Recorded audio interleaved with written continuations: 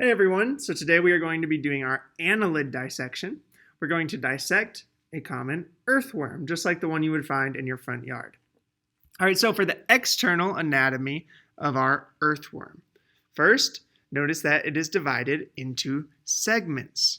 Recall that segmentation is one of the adaptations that annelids have that help them become a little bit more complex. Remember that segments help the organism perform more complex movements, and they also allow the organism to have some protection from injury because a lot of the segments are repeating units. So if one gets damaged, there are a lot more that might not get damaged. All right, the earthworm has a one-way digestive tract. Remember, that's a sign of complexity. Most of the organisms we've learned about so far had a two-way digestive tract. That meant that the food came in and out of the same hole. Here, food comes in through the mouth, which you can sort of see is underneath this little bulbous projection at the front of the worm. And then it goes out the anus on the other side. Additionally, we notice this large band towards the head of the worm, towards the anterior side. That is called the clitellum. Remember that the clitellum houses some of the reproductive organs. All right, now remember, we can look at bilateral organisms and we can label their different parts. Their anterior portion is the portion nearest their head.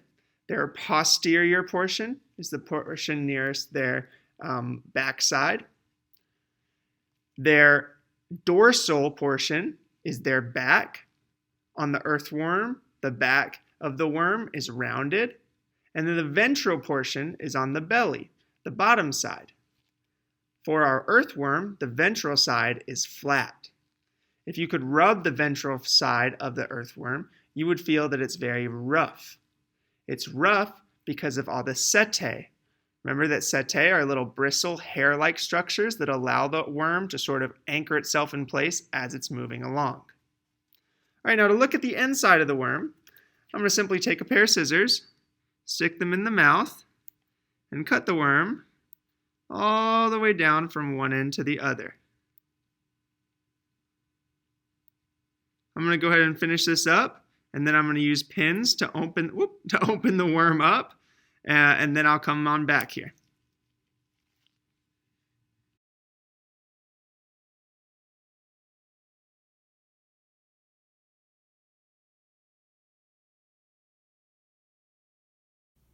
Okay, so I've opened up our earthworm and I've pinned him open for you guys.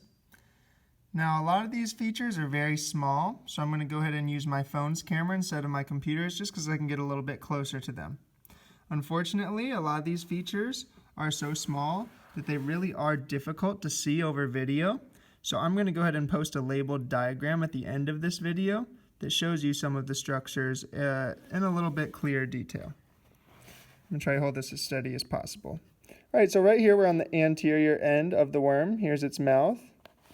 The mouth then leads back through the digestive tract, the throat, to the crop, which remember was like a storage area for food, and then the gizzard, which remember held tiny stones and hard things that the earthworm had been swallowing, which then ground up the food.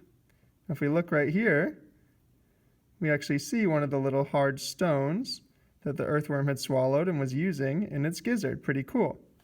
The food then continues to pass backwards through the intestine. Here the intestine got sliced open. You can see all of the gross worm poop in here, all of the dirt that'll become very good fertilizer.